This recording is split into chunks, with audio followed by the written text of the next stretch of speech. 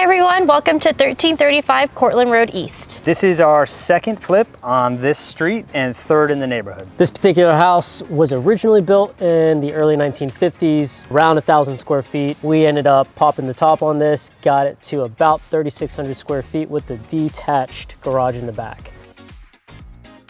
Awesome neighborhood. There's a lot more development going on around that time. This is the first house that we did a pop top, but we didn't do any of the demo. We used Austin with their excavator to pull the walls off. We're getting rid of floor joists and all that kind of stuff. So, you know, at the end of the day, the foundation is the only thing that really stays, and we want to make sure our floors are even as can be.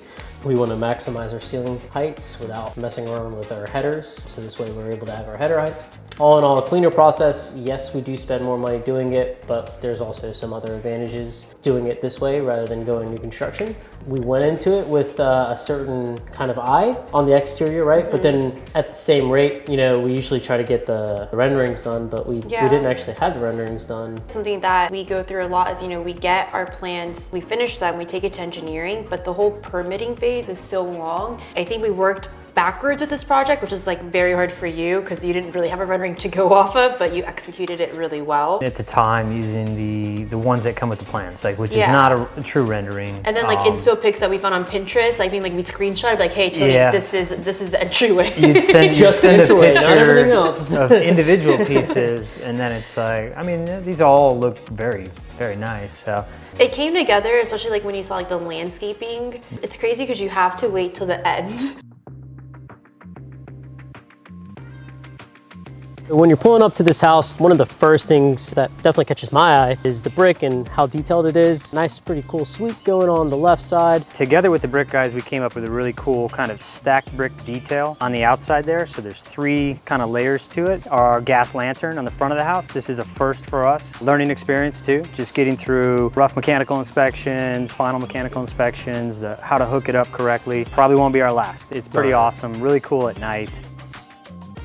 Yeah. It's crazy because you see like these $3-4 million houses that all have the white brick, but I think this one stands out more, especially in this neighborhood. Like right next to us is like a white painted brick house. So we decided to keep the brick exposed, and then the siding became Sherwin-Williams white duck, which is also the same exterior color as 4201 Gladstone. Make sure you check out that video if you haven't. And then the X behind me is Urbane Bronze, which matches the Parge, and then the garage door all the way behind. Let's take a look inside. Welcome into 1335 Cortland. Before we take a tour inside, I just want to point out this 8-foot door that we have. It is like our Lombardi door that we ordered there. And like Tony, my brother, spoke about earlier, we were able to perfectly match the arch of the brick with the arch of this front door. As you come in, you'll see that we have the arches throughout. Leading into our first full bathroom of Cortland, it's on the first floor like many of our others. We have white vanities and our level 3 Calcutta quartz, which you'll find throughout the house. We have our gold Delta faucets. Behind me, you'll also find 12 by 24 tile. It has some blues and some grays in there to mix it up a little bit, and I think it complements the Delta champagne bronze in the back. Usually, you know, we put the tubs upstairs. I completely forgot like that we'd put the tub downstairs and we made the guest bathroom a shower.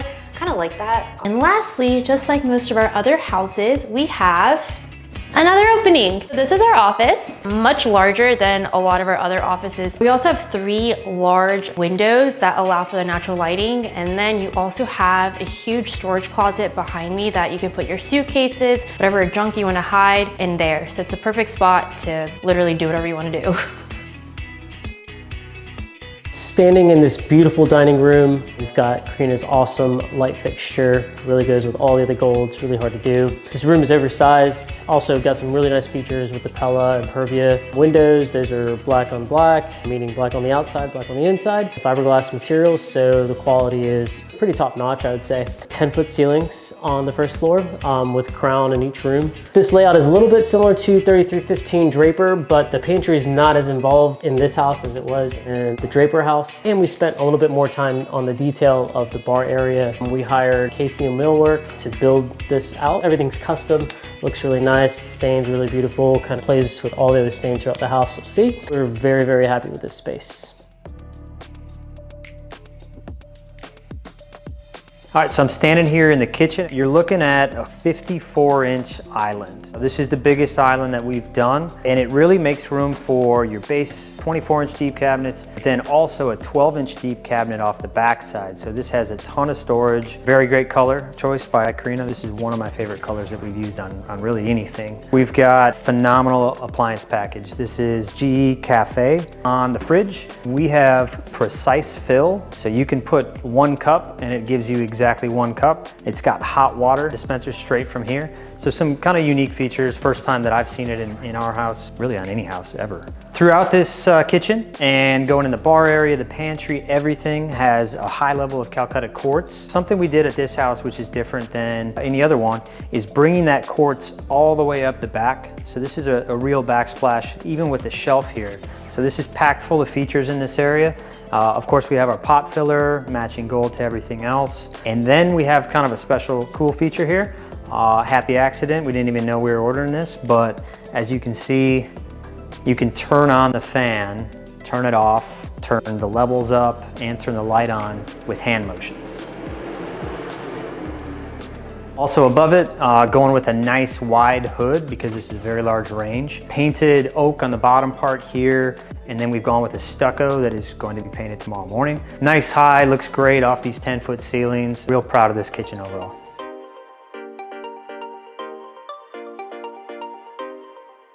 Off to the side, we have a pantry which does have a door on it, so you can close it, but it's actually nice enough to kind of show off. Keeping that door open, you do get to see the custom cabinets built in. Natural linen is the color. It looks really, really good. And evergreen fog, just like on the island. It looks really good. It has a window facing in, so a lot of natural light there.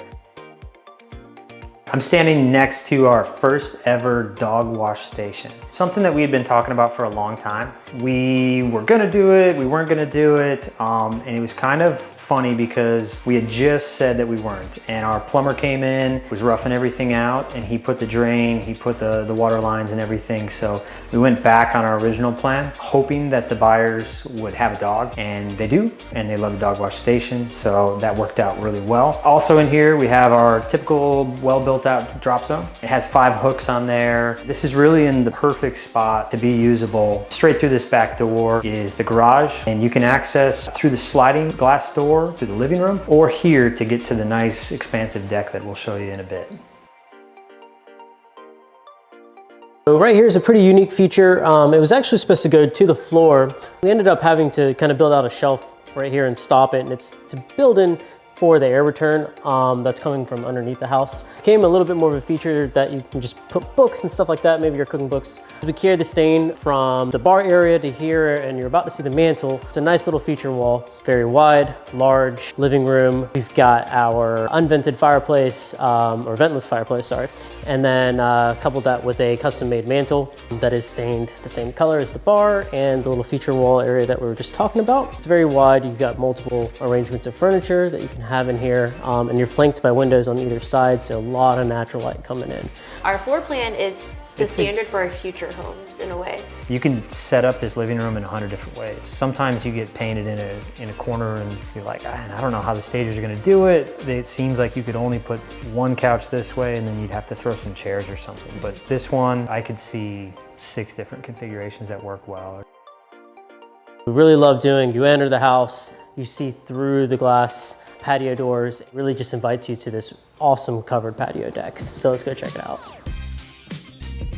This is actually 45 feet across. We have the ability to have 2 separate areas to seat, and really 3 if you count kind of the area in the sun as well. A little bit of an outdoor dining area. Really great. It ends up working with the space well. This one's a little different than we've done before. To have a privacy wall, kind of gives the neighbors their own space over there. On this side to entertain and everything without making too much noise. Thinking through what someone would actually use this as, we have a drop for a TV, which is going to be a great place to entertain on, and especially on a nice day like today. And something we did for the first time is this cable rail system. I did this at my personal house. I loved it because you can kind of see more of the backyard. As you sit in a chair and you're kind of lower, You can fully see through, whether you got kids, just kind of gives that open feel. We have since started using it on many of our houses, so it's kind of becoming our new standard, and I think it's a great feature. Also, huge thing, fully detached garage. We have a nice 14-foot wide driveway over to a pad, 22 feet by 24 feet. Full 2-car, not on the small side of a 2-car garage. And that's our first time doing a detached garage, and we have more coming up in the future here. Isn't outside Euro Dutch is what you've always been saying? The Dutch I have not said that. The Dutch, modern Dutch, coastal. Coming off the foyer, we have our staircase. It's a little different than we normally do. It's not as exposed on the front end, but it is more exposed up top. Designed with lights actually in the treads, or the risers, sorry. Custom treads that we make out of the flooring. And then we stain match our hand railings for the complete look. It turns at such a high height. We don't have a chandelier that drops down pretty low. We actually don't have a chandelier at all. It's a little different, but obviously it's for safety, and it just kind of crowds that open loft area that we're gonna go take a look at right now, actually. As we get to the top of the stairs, you can finally see where we have this exposed railing now. And the best part about this area, it's so bright, it's open, maybe even you hear echoes. You'll also see coming this way is this awesome loft area, and Karina is gonna tell you all about it. Yup, so this is our first formal loft. To the side of me, you actually have another beverage cooler and cabinets with a sink. The cabinets do match the downstairs island, which is evergreen fog. But we also have, you know, the outlets for a TV, and then a storage room over here that actually really wasn't meant to be here. But as we check out the rest of the second floor, you'll see how massive the closets are. So coming off the loft area, you have the main part of the second floor with all the bedrooms and bathrooms. So first you have this massive bedroom behind me. It could be a secondary primary itself. And just to mention, like, everything is just a lot larger when it comes to Cortland. And that includes the 72-inch vanity behind me in the guest bathroom. That's pretty much unheard of in guest bathrooms, but we were able to make it fit with a massive stand-in shower there.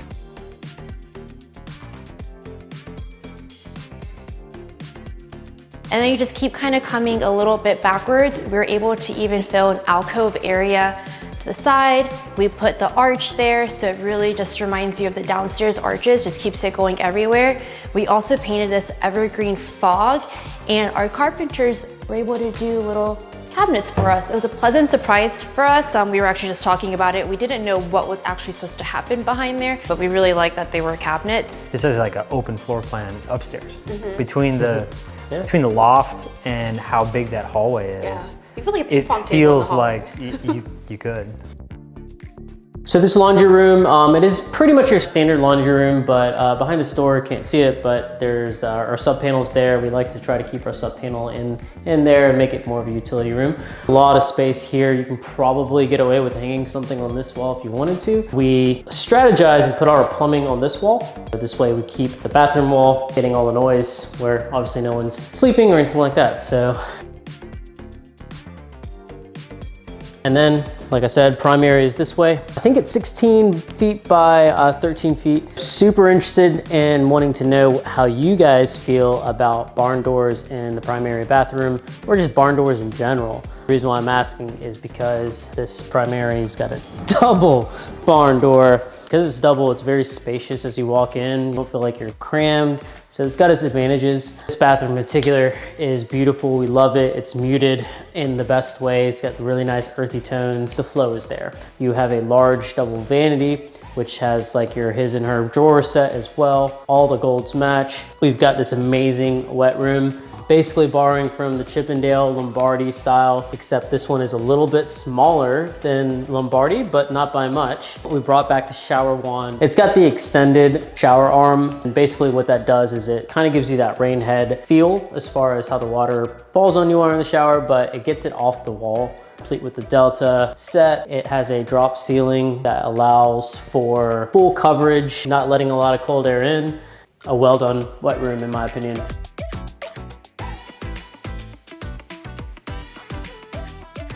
We've got the primary closet. This closet is freaking amazing. We had this laid out in CAD based on Karina's vision. Got these high transom letting in natural light with a shoe rack on both sides. Craftsmanship is great. Just those small little touches that maybe you don't see in your everyday builds. We like to do them because it just makes us stand out a little bit more. Hopefully, you know, our buyers appreciate that.